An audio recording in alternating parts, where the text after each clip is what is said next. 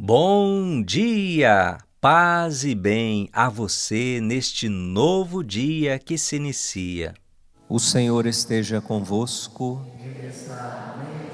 Proclamação do Evangelho de Jesus Cristo, segundo Mateus. Naquele tempo, Jesus tomou consigo Pedro, Tiago e João, seu irmão, e os levou a um lugar à parte, sobre uma alta montanha, e foi transfigurado diante deles. O seu rosto brilhou como o sol, e as suas roupas ficaram brancas como a luz. Nisto apareceram-lhes Moisés e Elias, conversando com Jesus. Então Pedro tomou a palavra e disse: Senhor, é bom ficarmos aqui. Se queres, vou fazer aqui 3 tendas, uma para ti, outra para Moisés e outra para Elias. Pedro ainda estava falando, quando uma nuvem luminosa os cobriu com sua sombra, e da nuvem uma voz dizia: Este é o meu filho amado, no qual eu pus todo o meu agrado. Escutai-o. Quando ouviram isso, os discípulos ficaram muito assustados e caíram com o rosto em terra.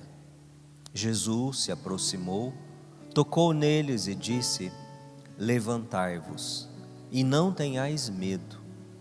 Os discípulos ergueram os olhos e não viram mais ninguém, a não ser somente Jesus. Quando desciam da montanha, Jesus ordenou-lhes: Não conteis a ninguém esta visão, até que o Filho do Homem tenha ressuscitado dos mortos.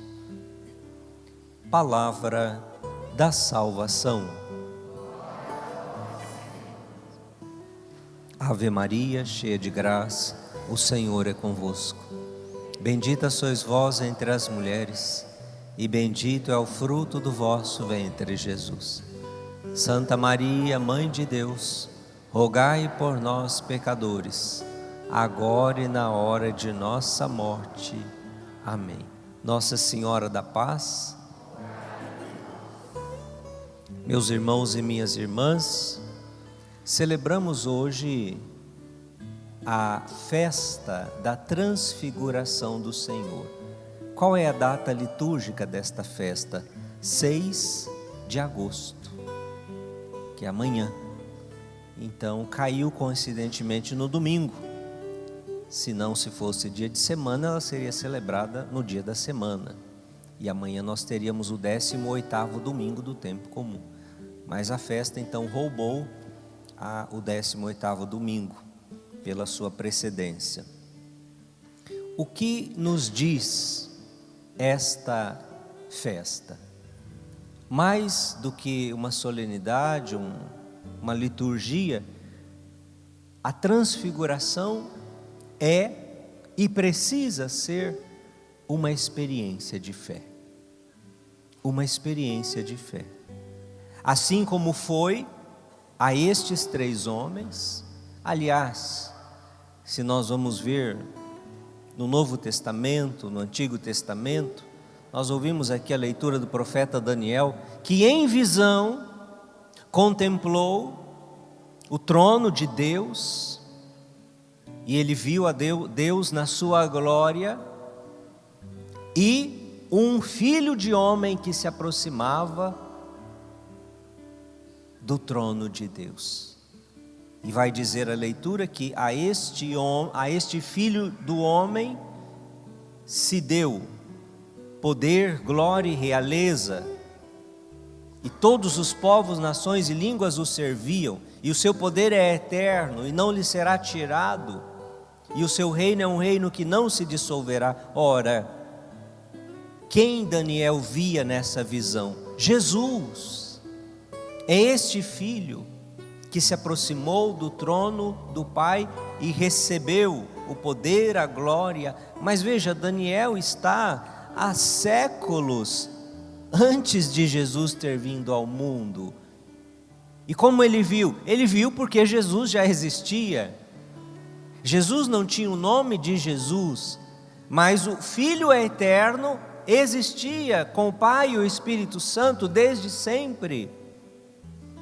E chegada a plenitude dos tempos, este Deus Filho se encarna. E sem deixar de ser Deus, assume também algo que é só nosso, a natureza humana, a nossa humanidade. Ele tem um corpo humano. Como pode? Deus, Deus de Deus, luz da luz, não só ter um corpo humano, mas a sua pessoa divina ficar tão velada, tão escondida dentro da sua humanidade, que as pessoas não viam.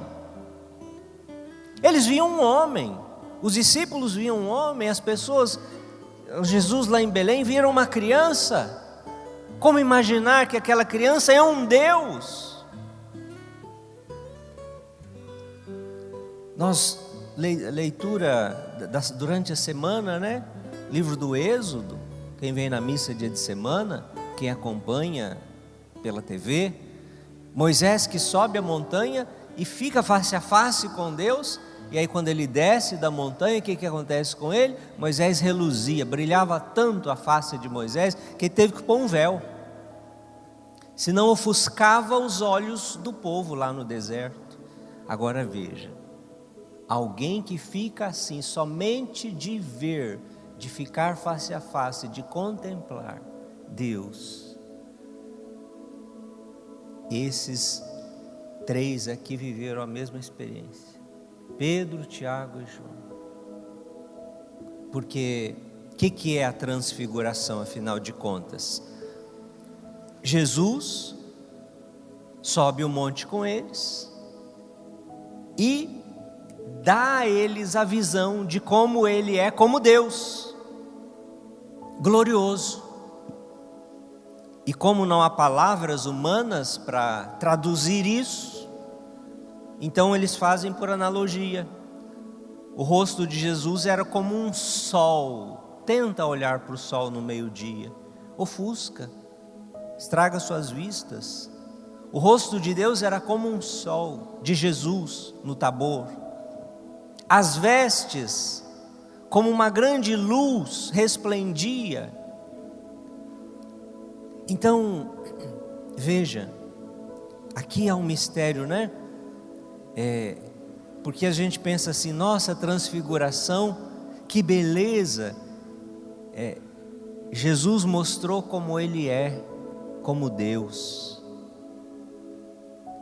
É claro que isso é uma coisa muito bonita, mas o mais, vamos dizer, fantástico é essa divindade, esse Deus, conseguir ficar escondido, velado durante tantos anos na pessoa humana de Jesus, sem ser visto, sem ser revelado. Isso é muito mais difícil,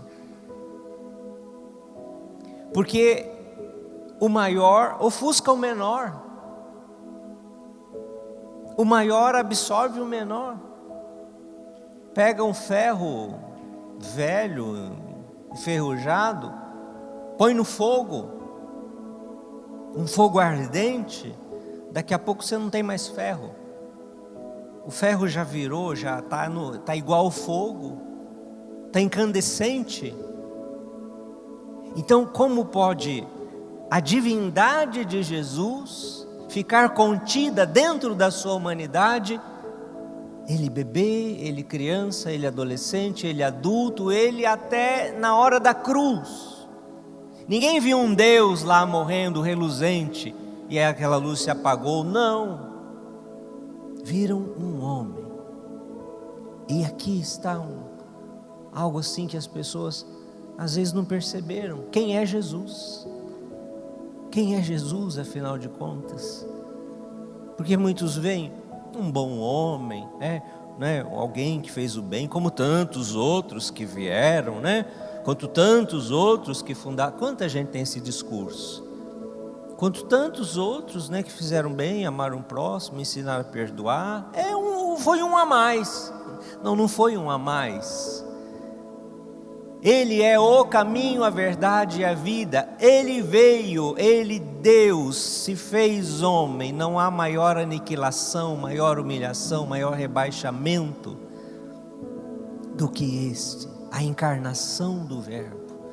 O Verbo se fez carne e habitou entre nós, para fazer com que a nossa humanidade decaída fosse como a sua transfigurada em glória no mistério da sua cruz e ressurreição. Eis o Filho de Deus, eis Jesus. Quantos ainda hoje não se encontraram com esse Jesus? Talvez se encontraram com uma caricatura de Jesus, talvez se encontraram com uma ideia de Jesus, e uma ideia limitada de Jesus, mas ainda não se encontraram com o seu Salvador. Jesus, ele teve um propósito aqui, segundo os teólogos. Por que conceder a 3 dos 12 esta visão beatífica?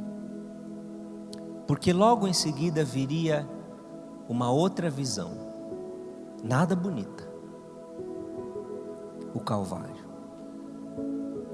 E aqueles homens precisariam da certeza de quem é Jesus, para olhar para a cruz e mesmo vendo a morte diante dos olhos, crerem: não, nem a morte o vencerá, porque Ele é Deus e Ele ressuscitará dos mortos. Eles precisavam dessa experiência, senão eles não iriam. E olha que mesmo assim, dos 3, só um conseguiu ir até o fim, aos pés da cruz, o discípulo amado, João. Mesmo Pedro traiu, negou. Tiago não aguentou subir o Calvário.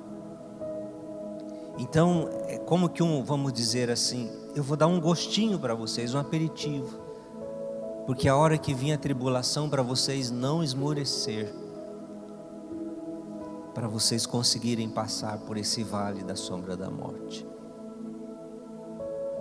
Então é isso, e isso que é para Pedro, Tiago e João é para nós. Jesus os levou a um lugar à parte. Aqui está. Eu falo por mim, 18 anos de igreja. Jesus para mim, aos 18 anos de idade, era um conceito. Era um bom homem, né? Eu tive que ser conduzido a um lugar à parte, subir o Tabor, para olhar Jesus face a face. Comigo foi num retiro. Com cada um é de um jeito. Um retiro, um acampamento, um encontro de casais, numa missa, num cerco de Jericó, num momento de oração pessoal seu, por que não? Numa experiência de oração, a gente sobe o Tabor e Jesus se revela. O seu amor, Ele se revela na sua divindade, na sua humanidade. E é tão bom estar lá, meus irmãos, que a gente não quer descer, a gente quer ficar para sempre. Pedro tomou a palavra e disse: Senhor, como é bom estarmos aqui. Vamos fazer tendas.